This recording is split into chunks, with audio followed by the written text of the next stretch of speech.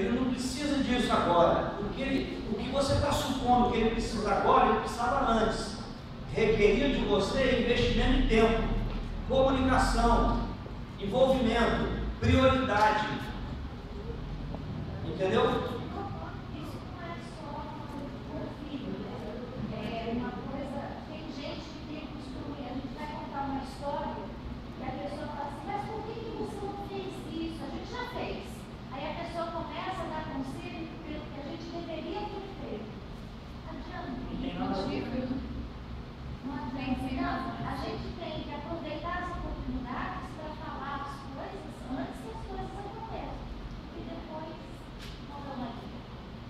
Então, seus filhos conhecem a dor do fracasso.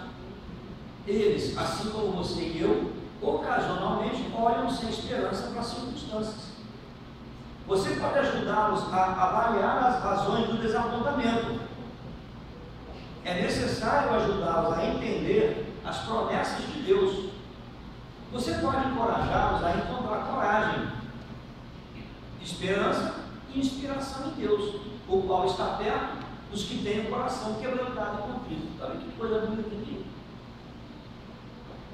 Você pode ajudá-los a avaliar as razões do comportamento. Lembra? Do desapontamento. O desapontamento dele aqui foi o comportamento que ele teve, foi desapontado. Porque no jogo, de novo, ele perdeu lá e ficou irado. Tinha que ter ouvido isso. Entendeu como é que é legal? Como é que ele chama a gente para construir um filho, o domínio da informação que esse filho precisa para ser lá depois, ter a atitude que se espera dele, porque o coração está pastoreado, está cheio de ministração.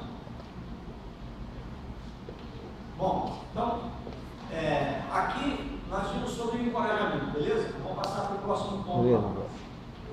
Correção, página 102. Às vezes, uma criança precisa ser trazida à conformidade com um padrão.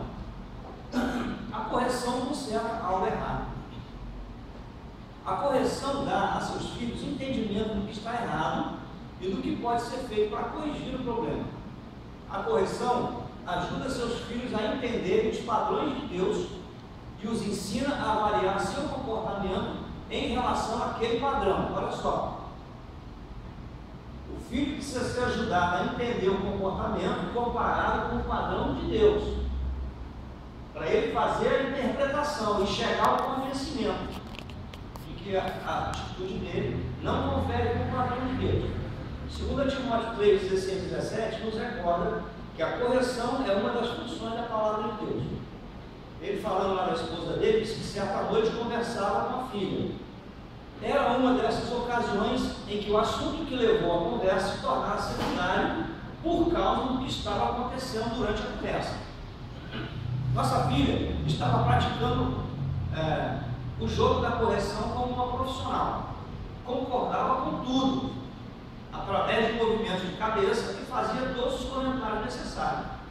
Porém, a mãe sentiu que seu coração não estava ligado à sua cabeça. Olha que coisa incrível. Mary testou sua suspeita, fazendo algumas perguntas investigadoras e rapidamente entendeu a necessidade de corrigir Hacker, que era o nome da filha. Ela abordou a relação com Hacker nos termos de Provérbios 9. E o contraste entre a maneira que um zombador e uma pessoa sábia recebem a correção. A forma, o sábio recebe a correção, mas o insensato, ele debocha, ele faz pouco caso da correção, da disciplina.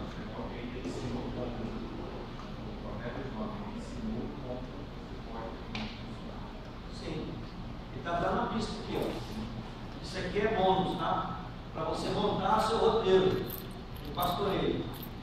A esposa dele então administrou a correção, ajudando a filha a entender o padrão de Deus e a avaliar seu modo de agir nos termos desse padrão. A resistência da filha rapidamente derreteu-se em uma torrente de lágrimas e a conversa continuou produtivamente. Que massa! Muito maneiro, não. Isso aí. Agora, certamente essa filha já tinha ouvido sobre o Provérbio 9. Antes, né? E foi chamada a lembrar daquilo que ela já tinha de informação. Que ele não vai perguntar, não vai dizendo que existe no primeiro tópico lá, né? Beleza? Vamos para frente? Oi.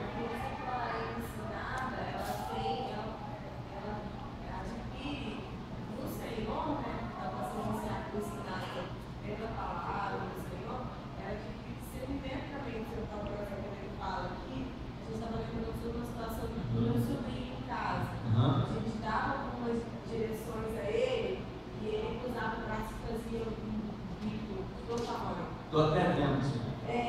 Já veio uma eleição, fazia um bicão. Aí a gente começou a ver que ele estava resistindo à direção que estava sendo dada. Ele não queria obedecer. E aí nós chamamos ele e falamos com ele que ficaria de castigo. Ele não teria televisão mais, nos horários que ele estava acostumado, até que ele fosse para casa. Então, em casa não teria mais televisão. E aí eu perguntei a ele para ver se ele estava entendendo. Por que ele estava sendo disciplinado dessa forma, né? Recebendo esse castigo. E aí ele disse que é por causa do bico. Aí ele primeiro respondeu que sim. Eu falei, mas o bico é por quê? Porque eu não quero obedecer.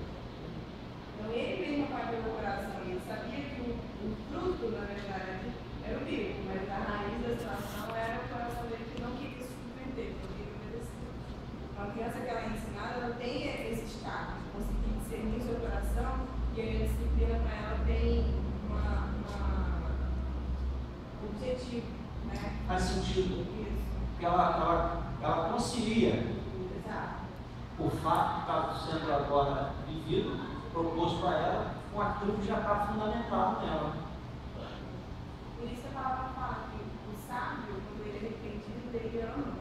Exatamente. Né? Quando você arrepende o sábio, ele te ama. Mas por que ele te ama? Porque ele sabe, ele juntou a revelação do coração que ele já tinha com a situação que ele está sendo pastoreado. Ele está sendo ajudado a lembrar daquilo que já sabe. Exato. Porque todas Dá as valor vezes àquilo. que é corrigido, os pais dizem por que está sendo corrigido. Então ele tem clareza nessas condições. Quando ele está com a gente, longe dos pais, e a gente corrige ele para a situação, depois ele vem, conserta, antes de ir embora, ele falou, boa pergunta, tá? Porque ele estava com o coração errado com você, ele não quis obedecer. Então ele entende, porque ele é informado, é o que a menina estava falando, né? Precisa ser dito, né? Porque se não for dito, é o que ele fez, né? Então todas as vezes que ele é corrigido, é dito por que ele está sendo corrigido. Então quando ele recebe uma correção, ele já sabe como é que é o fundo do coração. Já se ligou do que está rolando lá.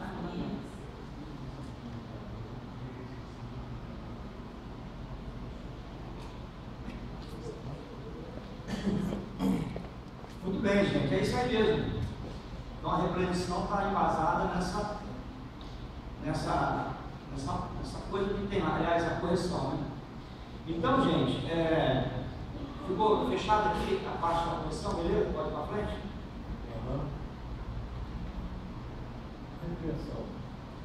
A repreensão censura o comportamento.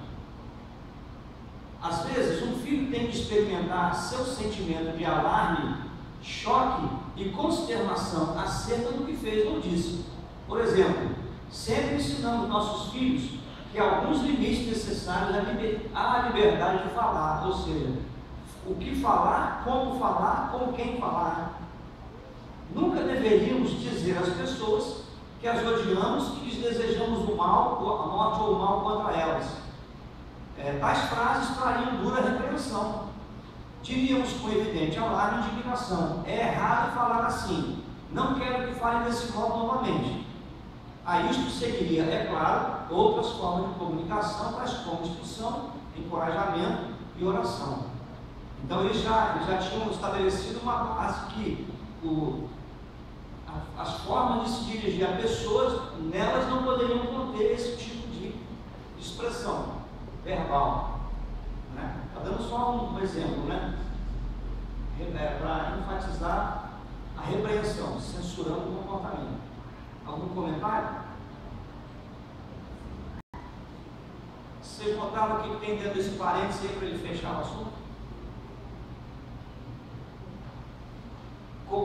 Isso tem outras formas. A isso seguiria, é claro, outras formas de comunicação, tais como instrução, encorajamento e oração. Isso aqui requer o que dos pais? Tempo. Isso. Investimento de tempo. E uma das coisas que nós mais queremos é que o resultado seja logo em forma de comportamento. Nós não temos a natural inclinação de gastar o tempo para investir na instrução, no encorajamento, em levar para a confissão do pecado, o arrependimento, todo aquele processo que exige de nós o quê? Tempo. A gente gasta tempo num monte de coisa. Sabe que conclusão que eu chego disso? É que nós não discernimos o que é que significa os filhos são herança do Senhor. A gente não dá valor para os filhos como eles têm, quando Deus diz que eles são herança do Senhor. Achou? Eu esqueci do suco, gente, lá no congelador, tem um suquinho lá, legal, inclusive um de mexerica, um suco de mexerica. Entenderam, gente?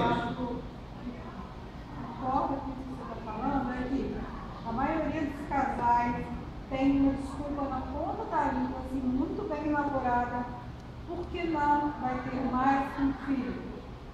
Por que não vai ter o terceiro filho? Porque filho custa muito caro. Isso não é verdade.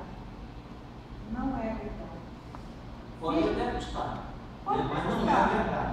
Qual é a verdade? Mas não é a maior verdade. Não é a verdade absoluta. Qual é a verdade para você? Filho requer um investimento muito alto Da pessoa, e eu da vou sua deixar de ser pessoa, da sua prioridade. vida.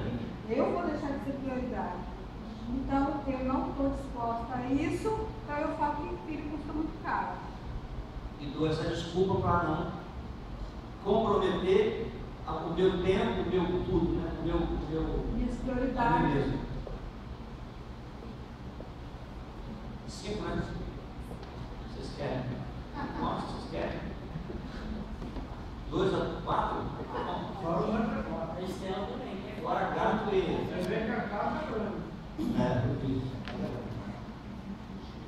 Entenderam o que ela falou?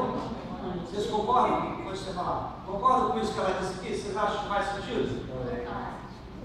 Faz? Nós combinamos que nessa hora ela ia dizer. Eu falo que eu não tive o terceiro filho, porque quando eu coloquei a certificado na creche, eu vi que eu não teria dinheiro para pagar para colocar um terceiro filho na creche. Então, eu posso até concordar com o que ela fala, mas também acho que financeiramente, não estou falando de tempo, financeiramente, filho não é barato você ter um filho para manter ele numa boa escola, para dar uma boa base assim, para o seu filho. A menos que você tenha um estilo de vida diferente, que você não esteja muito ligado para isso. Mas filho não é barato financeiramente.